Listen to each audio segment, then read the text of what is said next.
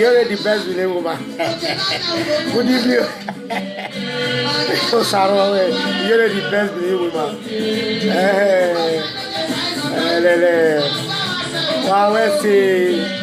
Why you are walking? Why see? Here to do some more.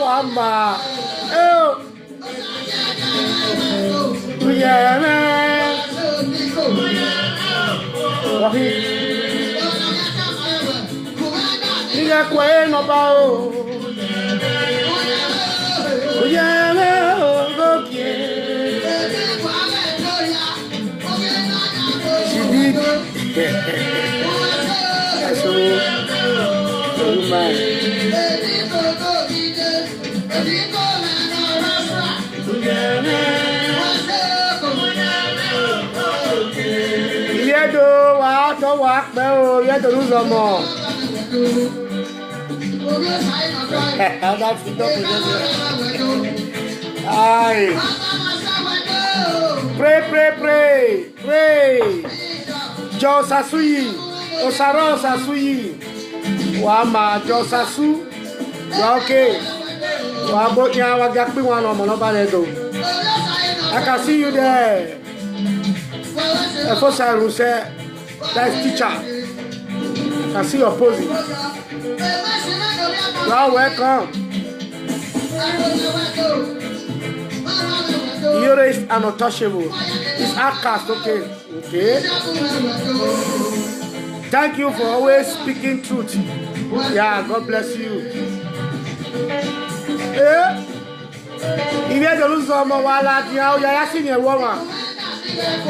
Wow, you do. Who done no sunu? Oh yeah, I came my wife build down when you buy you winner. Hey, and I know one. Honorable wife. Bless you, my daughter.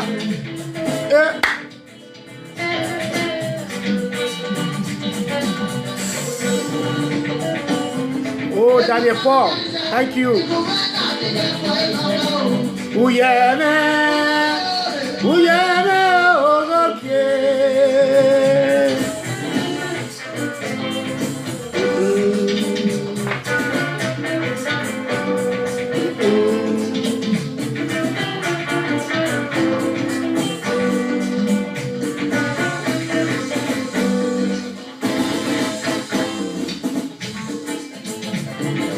Why Dario? Why Dario? No man why not Dario? You know, I ain't gonna get nowhere. No, I ain't gonna get nowhere. Oh, your body. Get nowhere. I ain't gonna get nowhere. Walk your banner. I ain't gonna get nowhere. Get nowhere. I ain't gonna get nowhere. Oh. I ain't gonna get nowhere. Waya wabota wadomo wabenegeka e. Tinaivie wato. Benly Strongo Idebudia. Thank you for sharing. Ayo where you go man? No.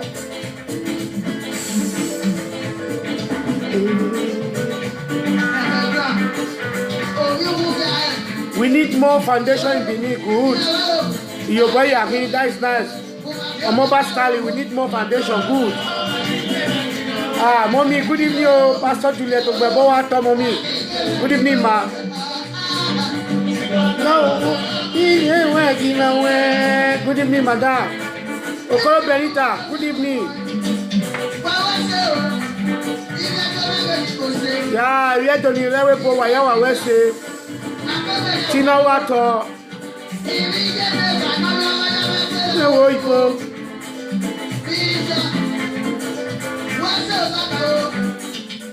Wayato, you don't need a Wayato.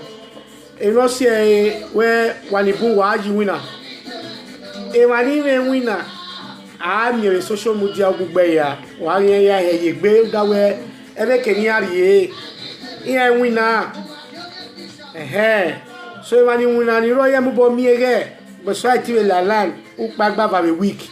So when I do ta, even all dollar to you know, you put in my other fair, the railway boy, Madota. And we only had done only. So where, and I'm you, me, and no market. And I told it, and I'm way, okay, bad, okay, for me. And then I see a bonnet bay. Imani buoni adami oye. So kwere yo, una mi jaji mo sabwa ki agbon. Ekena na tene no magba. Ekena na sweni ebo. Ekena na we no magba ma kelu we are wa onyo ke we adami oye. Adami wo ma magbo na edu aya ma we na wo yo boy. All my time where we need more foundations. Why foundation can now we need your way. I quality pool at the swedo. Any man, madame, or put out my one at the swedo. My way, Ologare, Ariopa. Then on your bed, I am married, your bed, I am making madame, or I walk back no less than la no more bow, what there, no more zobo there, or what's the weapon to our zobo way. Do I tell you, Market?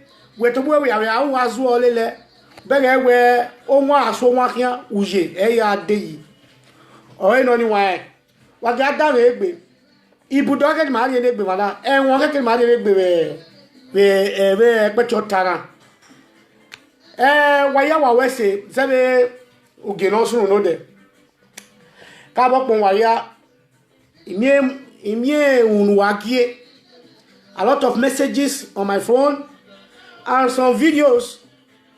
Ne Iyore of Paris be na we have finugie ewawa erima. Maya dame oene makpene. Owele oje do ya fefe ne oleka oludo olisile ya fefe. When Iyore ya ikbeye. Good. We nowhere where fancy Yore. We fancy Yoroki. We walibu have a damn on this, you know, social media yanere. Only your gear, no, the Murphy social media president, take the wall of after some months, most 1 year, the Murphy has the wall of Ladia. Nimaya, it damn you, but my damn on any, if you don't know one, you see. I really know, no cake ye. Maya ike. No cake ye, Maya. So, ma, I have dira. Iyore of Paris. Uni nu gieni. E recording uni. We not buy. We not buy. Uwere do nwa otedoni. Uwere do nwa ereru were do nwa Oba yoba redo.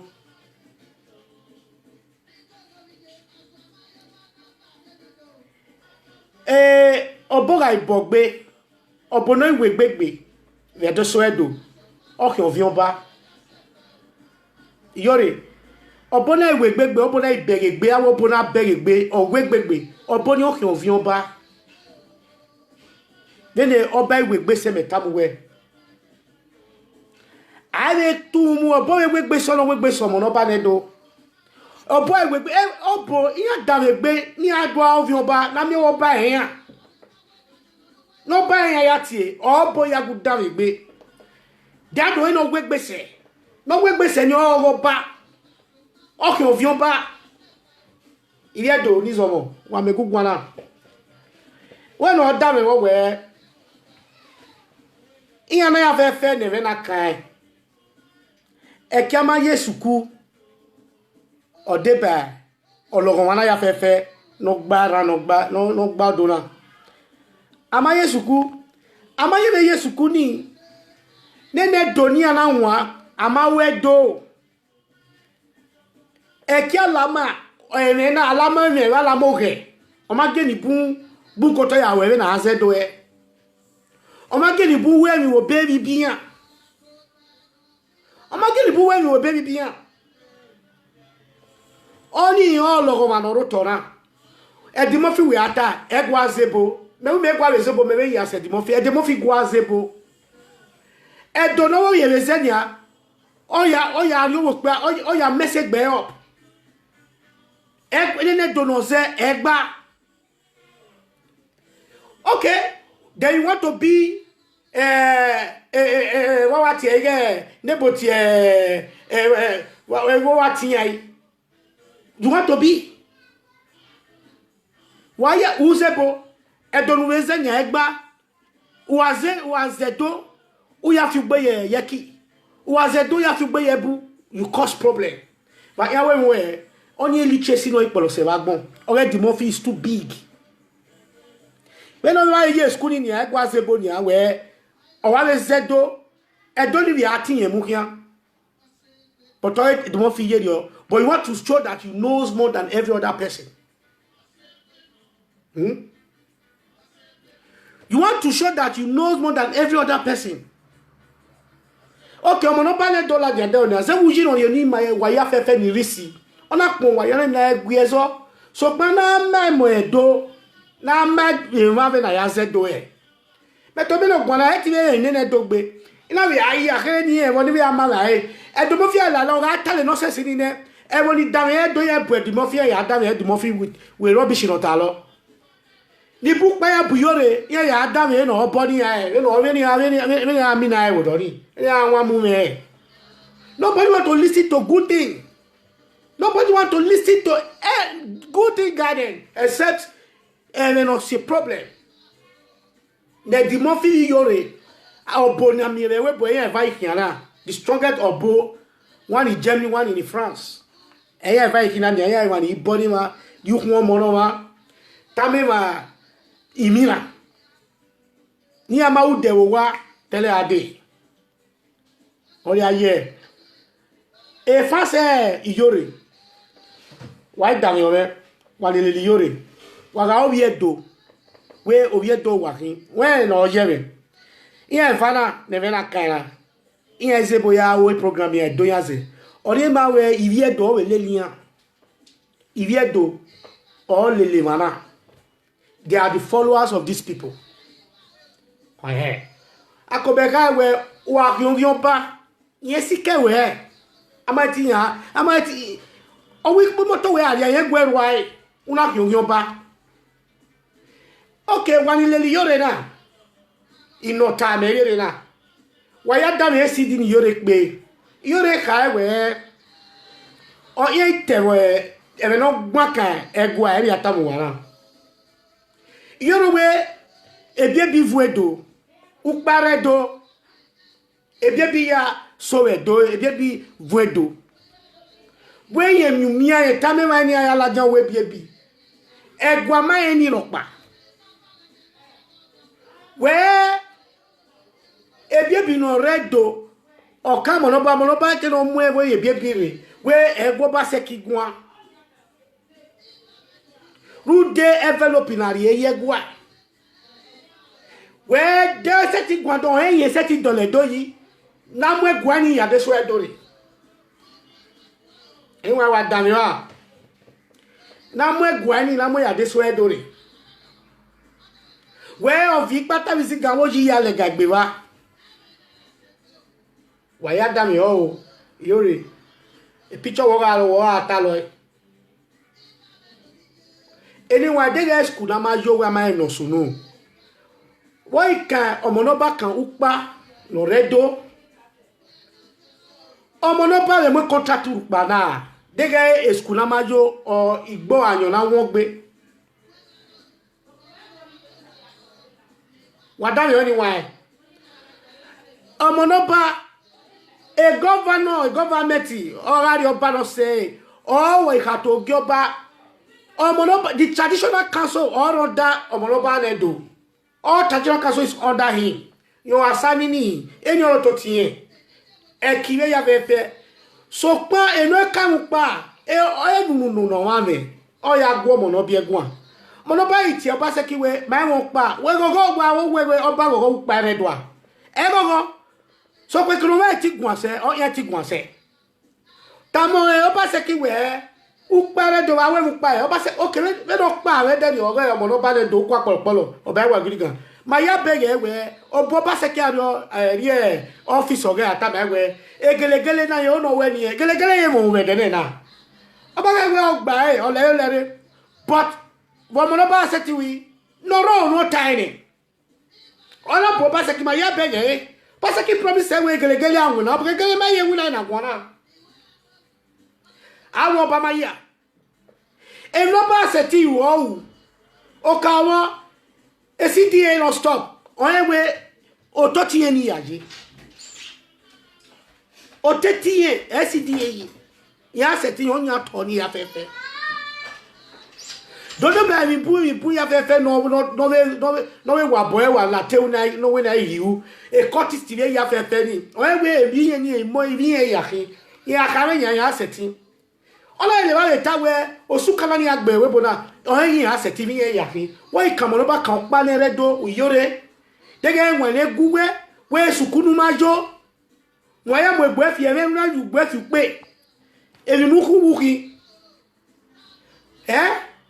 uwe ki yo ba se mo yiwe na yore ere rutani e di mo fi die we la gale ni a u da we da ma bra we aga asi adade asi o e di mo fi you will never be free because omo li go mi omo da wa ya ekin we e si di we la da mi wa e yore na yuji ona ri ekpon me ri wo re ge di mo fi we si di ni that voice the message ni ona pon me di mo fi we yonze we arigbe agia ya lawa edimofi ona pon edimofi o ipon edimofi ne don fi la ri esi di ni wa ri le udi yo me rie e parti o me no wu de jami de si di ona pe ma yage wa bere we unwo boji wo yo opa unwo boji wo ji opa edimofi wo we gbina nedo Nigeria Pesidini for almost 1 year now. Why didn't you reveal it to the people? Why madao? Rutame iye party we ona safe wa we no dey abi Nigeria. But who we Sidini? Ona le pon meju we. Uda we wo yo uke. Wa wo gba wu.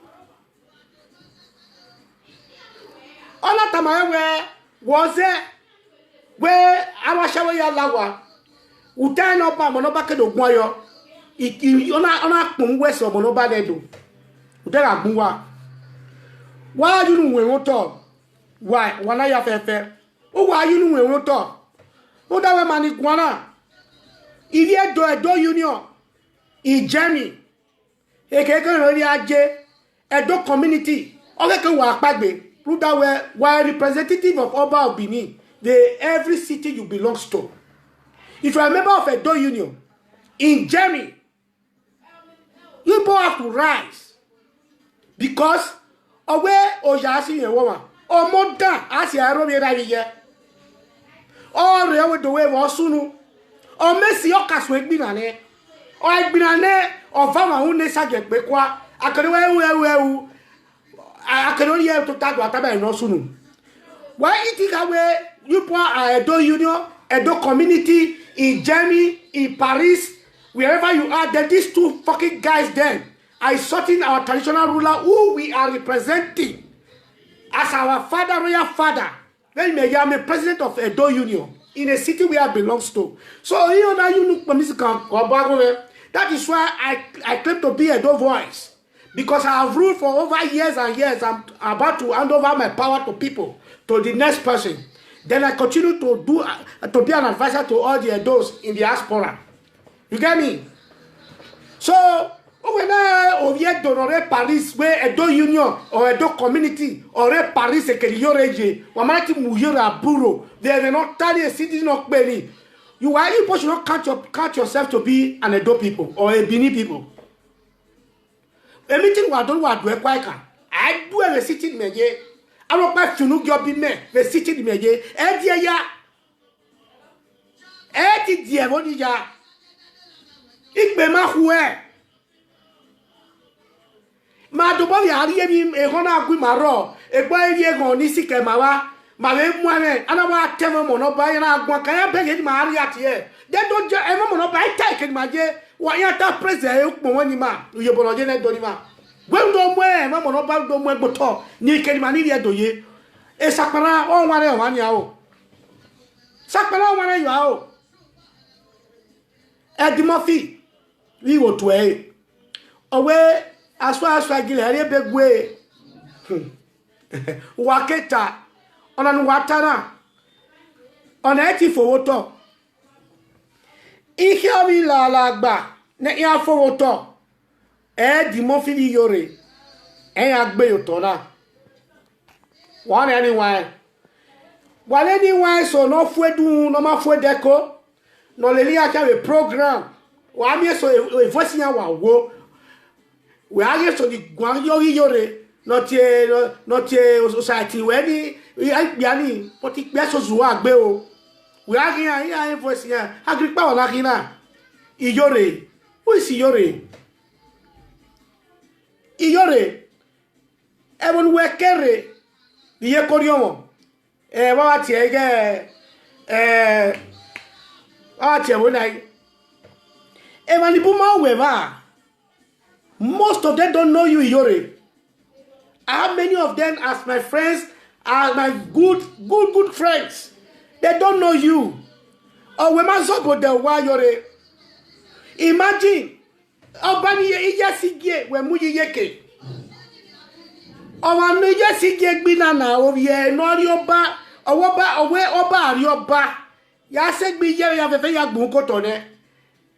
We are one Minami Iyasigie. Una say ewa ogidiga we wan ati ewa ogidiga o we finuke eyore ewa e owe egbe edogbe egbe ewa ajoba se when oba is a kokoko unu oba ere na we have almost 40 for something obas under the way egbe ewa egbe ajoba se hey ala kita we gbo wa ajoba se eri o le ba ije ru kere gbe o ke kan ya ri dawe ona wa ka bola janu yin Edo umo segbe na wa pa re Iyore ma sa o wa to we evinu tani is too strong and so heavy ovie do pataki no eni no ka we uta ise o egbe mara that's why regrodi ni eme lagwa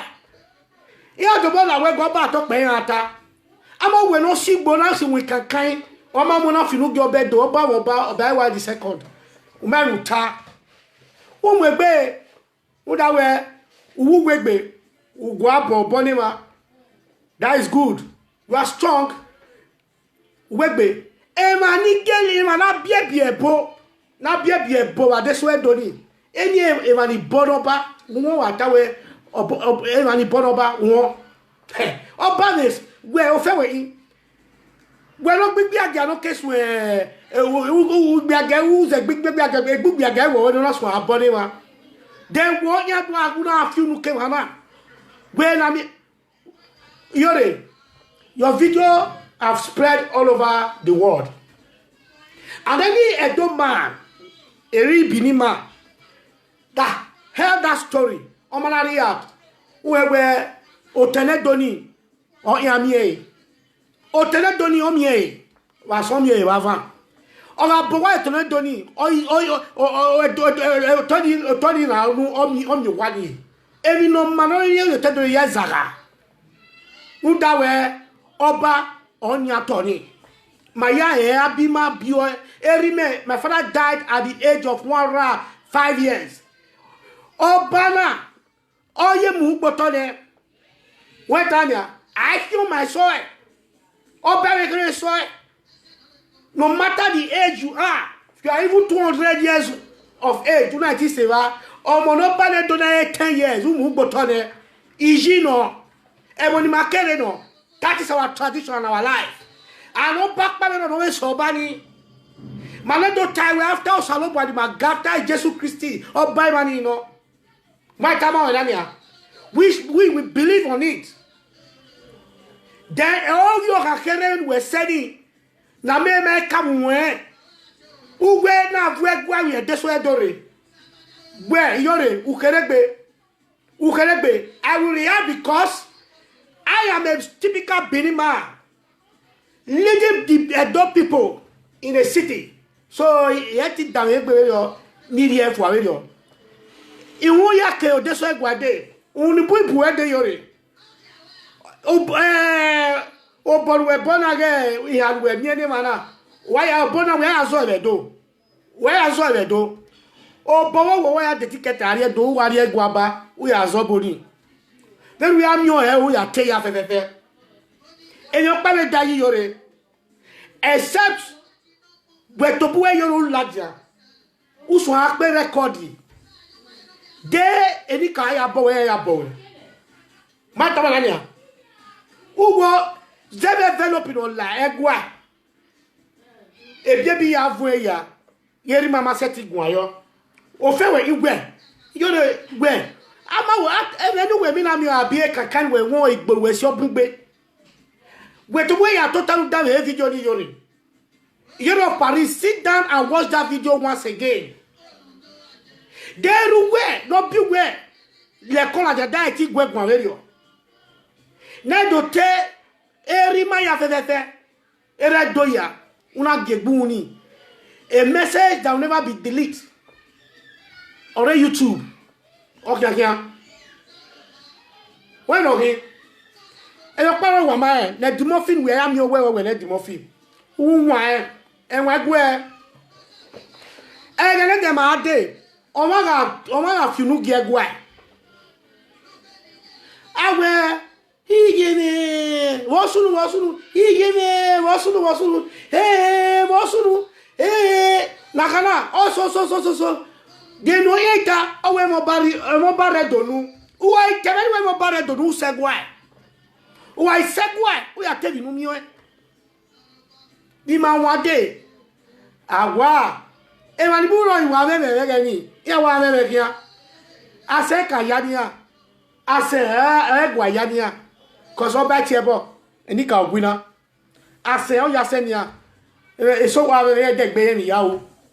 So, why not? Ni money, ni work be off the social media. Yeah, a gua or monoba. Was a bay. Every other boy. Every other boy, yeah. And who was the center? And who was that big. The muffin or was that big, not Bessabon. Or not Bona, not Bessabon, yeah. I mean, and the muffin doesn't weigh. Oh, what made him say? Oh, my young hey. My Tanania doesn't weigh. Who become? Yasebon, what a happy birthday to your in-law way. That don't know a birthday ni. Mena o samede adu bizwa. Même you were birthday ni. They were même you were birthday anyway. O zen were do.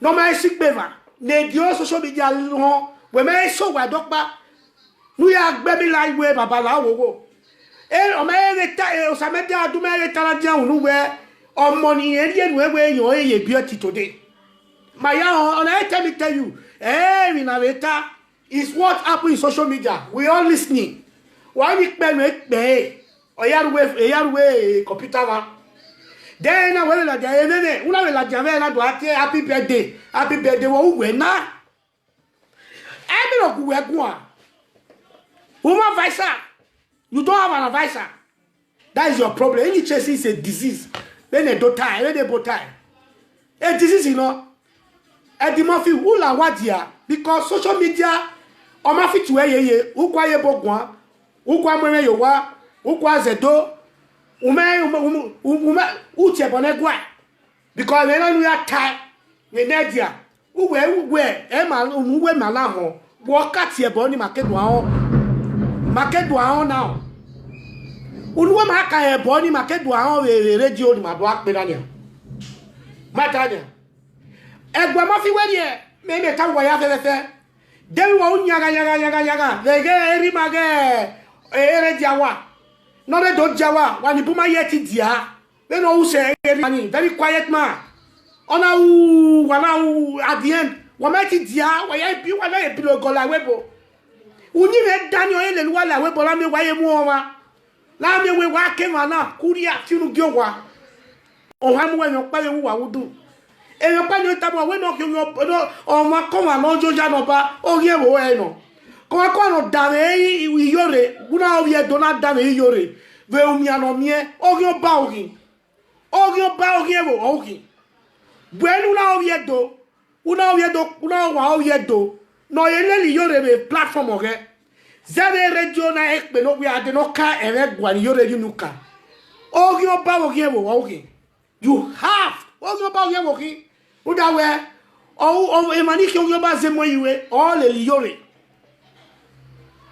I'm telling you people then any yore tani no na finu ke gwa come no in the platform yore is an enemy to the kingdom of the Edos. Okay, because emani le ni eni o etini emani afinu ke gwa we me yon wan se gwa we gwa iyore ofe oki ma je ofe oki agari azen aya si o sege ne wo wa aga me bono wegbe aya si o sege ne wo wa uga neti aya gbina ne wo wa o ya wa soro ye ya gbina ne do o ji yo ba ni esige ya ho ne do o ye mota ya kawe ki oba evi no meri na ni awu ya ma gbo ba ni ado wa ya ri yo bono ba ni ado wa no ba ni onya ado wa na you see iyo re we na re wu meti una alfiru gie eri mai baba khere owe me ke ata umewa o se ko hiwi iyo re vi enu mina make sure you dream nu enu awu na na me we echo of we ire do ya fefe ire dego e Paris we ye ni ire do community edo union ni ire Paris ni o ke ya mu wa buru my ke ro pa ga tuwe ira gele o ire do and me we they are representing Edo.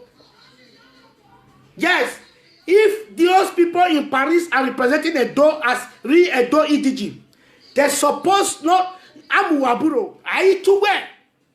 Who they say? Oh, you're banukia. They no la jaunue. And they no la jaunue where na mwe guaye dore. Doba max setting. Iyore na me ma kamwe. Una ranu ama woni atoni mawe. Even we Jenny. Atoni mawe.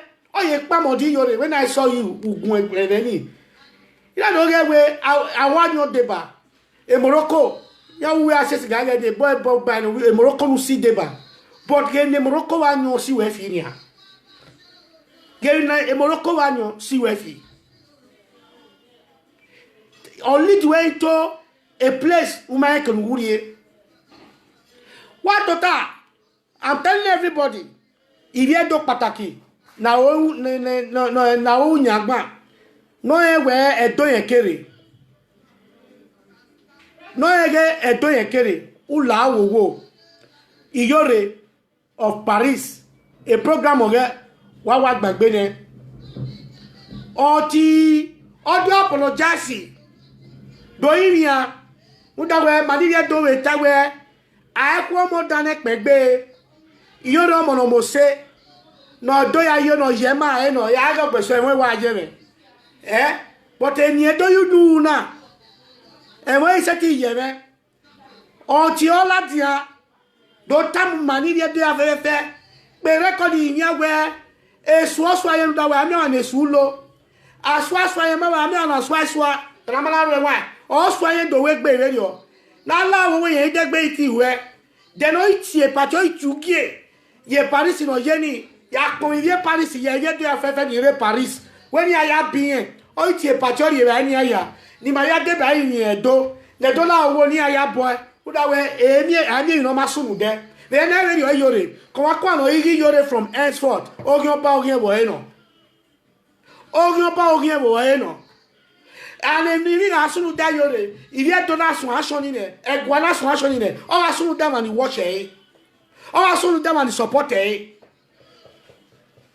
ruta okwoba o kwaron pa okwewo wo eno eme na be ti se kono ba ye ruta we e kare mu ene wo de e kamo ba view ene wo de ya gwanya e ti se kono mo ye because the put down social media na degbe Iyore we gbese do a e do we kere we gbese do Iyore of Paris lolo awa chewe we una we awokuta we gbe no we gbese so e ko ke we gbe no we gbese okuta agwa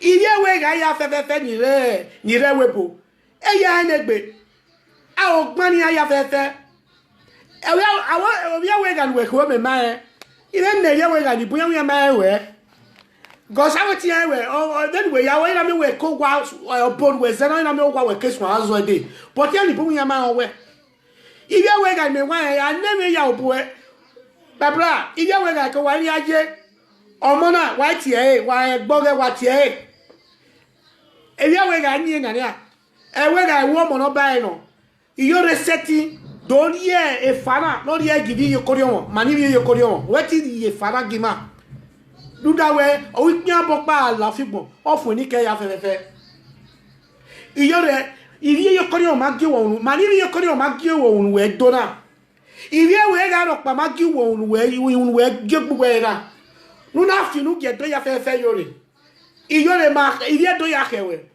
wa zo ya kewe ya fefe ma onu pe record ni wa dare o abi no bi we olowo lo we ya pe gbe record ni e ba we no fu we ko no we pe record ni ma ni ye do ma he obo we ma ho ni ma he obo we jori Iyore ma ni ye do ma ni de that reason ugu pe tegbe we yo gegwa won ye Iyore wani le Iyore wa dami o they go be wayaji winner awa ke lani yona no that way ten no right man onari we na ro pata di metamana all him many in that is just my own because can me say me gwa sera when o him no ru we mad e boy always so him e boy solution we we so him by weekend a weekend ina awa kelani waya fefe waya wa mwegbe eri Iyore of Paris oyano ja jegwa ni maya ho na etymorphic tile na ma apere o sare 20 no send egun esi awa send ere phone we e battery every week na send ere no pe so Maya fefe Magmamwegbe, let us be prepared for weekend. Let's open line because if you know okay Maya fefe, if not kagwa okay ye do ya fefe ni lisi. Who that were in Canada the other day when they were doing for Canada summit in the other day. Oba of Benin sent a message of prayer to all the Edo people in the diaspora, including this Iyore. Ya pray ne wo ya fefe but Iyore You have the guts. Then whatever fair, ni give it there. What you need my we can open a line. Everybody should contribute in this issue. No more do they can one year or what. Then when you see because everyone living in Sunu, here only a reaction. Les dates contribution, les dates contribuent. J'ai osé. Ni yore do. Di palace. Di enige. Di kamopa. Ni yore tiabona we. O vioji le gagbe. O amu wewe. O kamopa. O ye yari. E ya envelope ya e. Iye temata. Ah ou what? Eranomigo kale temena. Eranomigo said the same thing. Where you someone say,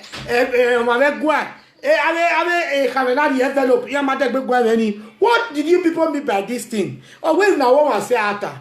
Why? Amigo,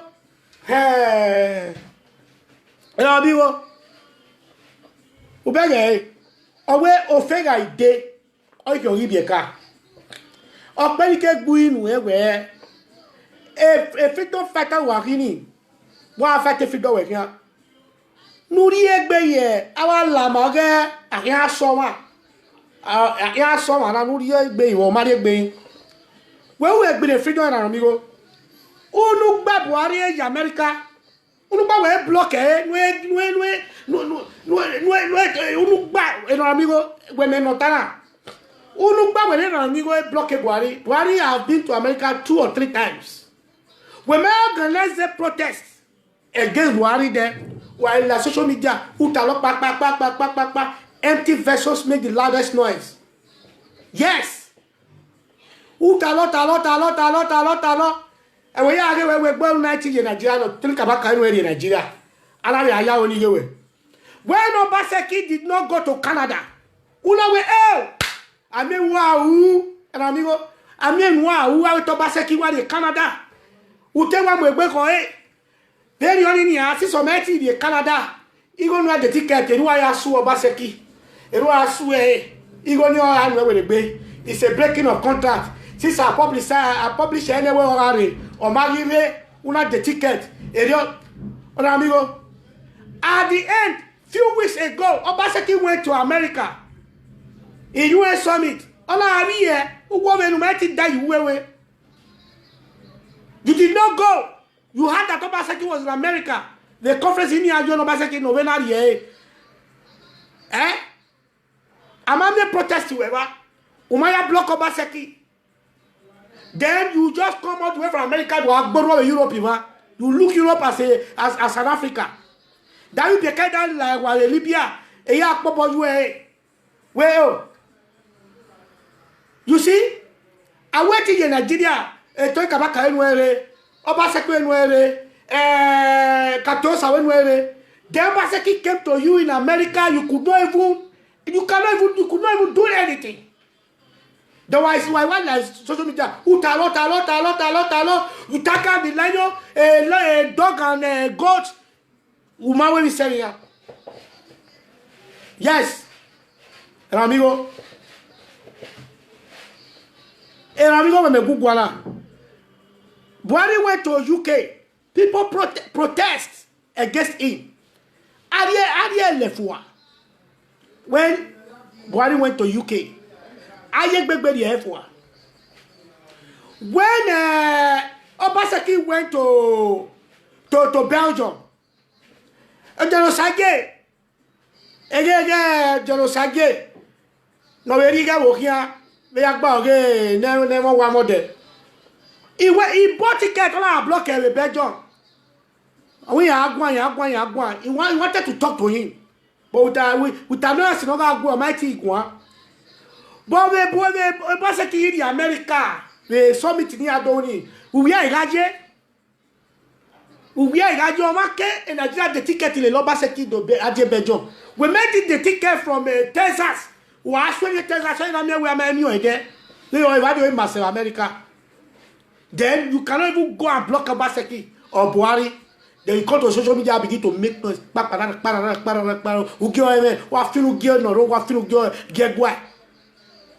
Enough is enough. Wala wadia.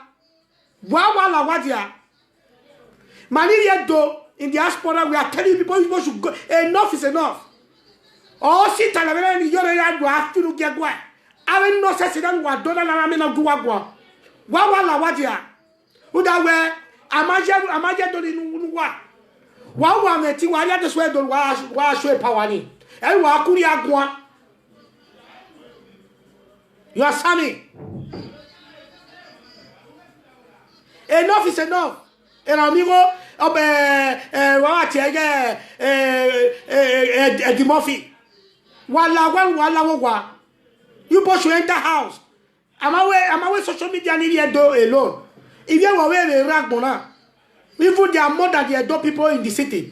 Vi Yoruba River, Igbo River, Senegal, Gambia, they have access to social media. Cameroonians, they have access to social media. They don't hear their voice. The empty vessels that make the loudest noise, that is the adult people. They are so few, but they make the loudest noise. Wamae wamae. Wajesku cooking wajo. Who does woman you are not committing nuisance?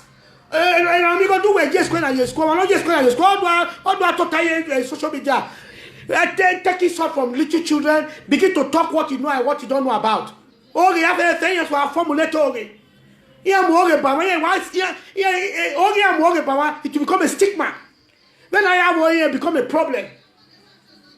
And no one will buy. You both should wait for Judgment Day. When you think more about no then you want to become governor, you want to become a local government chairman. If now you are nothing, you are not in a position, you can lie against somebody who want more than who want not bomb who are going and we have to believe way of an everybody begin to believe. Where are you about? You are not a governor, not a chairman. Then we are a chairman level in any local government. Then you just go where more money as you know people by their actions. Your actions shows that you are just for yourself alone. Whether you're writing in anybody, all the social media talk is to make money, but money did not come. There the problem lies. When I tell my social media, why amigo, pamagi baveri ho, eva vejena, si bale bebe, Eddie Murphy and the rest others. Social media is not meant to make money. It is meant for you to say a good thing for people to learn from. Teach people what they don't know. That is social media. It's not for you to put your account there. Put money there. Social media is not meant for that. If you also have business, like business of buying and selling, bring it, advertise it. People that have interest will also buy. I want to tell you, I just want to tell you, when they want to go, that no you yak of you. And I do the yak better than Webo Wayaji. Everybody know now. This one, that fraud now of Nabi. Scam your Wayaki. What? And we are what? You're the Mamamu, nothing you get where. Makawe, do Yakawe. Eddie Murphy. Ubega where Agua Yena. Away. Tadanegbe. Adanegbe, my brother. I will away Germany. Nana evacuate Umajo. But nobody. Nobody yoga. Nobody Jojan Wero. Very. But that you're already a party with Vedario. In Arosuna Sunu. Egesunu. We are away or Buwakba or why. Or Buwakba or why. You able to make friends with the Lolo, we make friends with the rest and the rest. Fact. Because you are a party way. We did managere, you are voulé, you know, better, are voulé. We might now Salobua. Eona, you know, me away, Una Guagua. On the Saloba and Recetena. oge mari pon wene ni mari ro wene gbugbe ya fefefe uda we o na ni ma yo na salopo anya wa re di mofinia iyore mari patioge ona wole no gbera na la mewe no mu yore yeme no si wune no si ologon wa ni yore ona wole la dia that is life. So who is your friend? Your best friend is the Lord. Osaloba no you is your best friend. The movie where we been here fina where it can lead you to grave. And the movie where we been where fina it can put something or it can affect you any miss any time. So you just decide to do it. Because of a marriage, next time he will come or she will come next time. You never think of that. You still have money program to do ahead, except to work with you still have many celebrations. Never career, but because you already refuse to come, the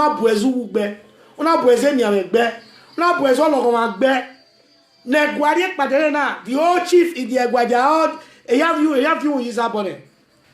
Someone of we are calling. All you Marina, Maria. Both you, at the Murphy of you burning. But I know when we're fee, all the baby who do because a record will call it pay, not pay, not pay, not pay. Yeah, we act pay, Lajan. Well, let's see a Lajan Banya. Cafe and we are way, work pay a dead. Work pay, Emma. Yeah, we want a Lajan. Who go away, oh, woman, or work be ready. Not you pay a key or my year, or if you been in another left one. Hey, I've been an area. But today, never that is a joke. I don't wish you if you been it. Never body. All I say that I walk me where do I when you are? I have one act me one of course and or Baba day that you don't wire do. On our while I here, and very not tiny. I will signal so would that way. Or maybe also about Regan. Was satisfied then they came in a busse. I want men a busso a rig road. A rig road in India, this a palace, a palace. Or maybe then of bad way palace. No, ya where. I remember a super palace up at talk by Yeta, who that were really wrong. We already mark Bekoe or Mamue. After my felt to mark way. Hey, Jima. Amao or Wama. By weekend, why have one with me? Let us all be ready. Open life for everybody. Who that way up banning my yafe or Rimokba. That day, no, when I they now is an hours on Nigere. They say that is an hours on Nigere. Boy, if I saw local express to me, my new there. C'est Nazo et Ramia Wana Way, Natami Yori, Navetame, Vie Paris, Niazo and Yori. Soit via of Fully Doiro. Because Yori non migliore, e trova no uomo, e trova no Nevisunu da. So qua a me so qua ne gazo. La wo no me se na zo ni Yori, zebe no la jaunwe, no zagie by weekend. Na call na zagie zeseni. Na me we even I have of Fully Doiro. Ini Jesu Kristi wa yama. Oyo pale di Murphy. O ma o we no fi gbe ye ki. O ma ri yere wa o. But ye la ru le ario wa. O te so wanya adadije ajo wa na do wa yi yen fi gbegbe. So ere ma gbon ye. There's no problem. Ka bo pon wa ya fe no ri sabo ade ba wa. E ori tamu wa o wie do pataki. Una wie do. Una lele e programme yore. Orion ba ori. Orion ba ori da uone e owe one we yore of you gi egwa. Le va se va programme organi. Wa ka wale wa cut off. Il y a donc pataki. Il y a dans les cause ebo ezebo e doze o site we e doze. Wa ka wa cut programme ni off. Wa ta me we I get guatona com. That's number one. Program and go cut off.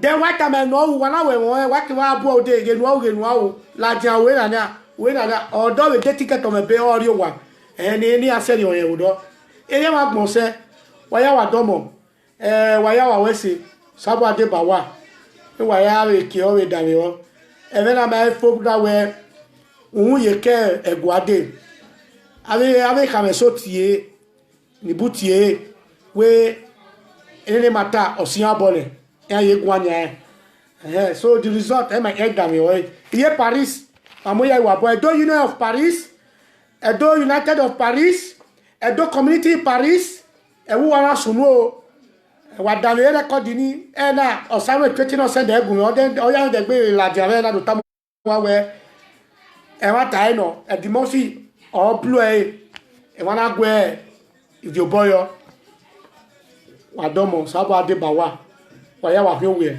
amigbe. Thank you all. Ciao. Wawese.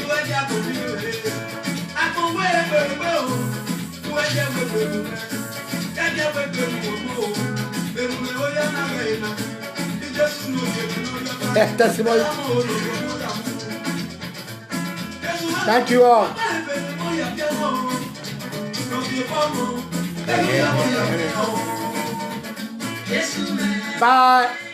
By weekend, by the grace of God, by weekend, Friday night, Friday evening, there will be an open call. So everybody should say their mind wherever you are. Speak and say your mind about this, our palace matter. There will be a light. Thank you all.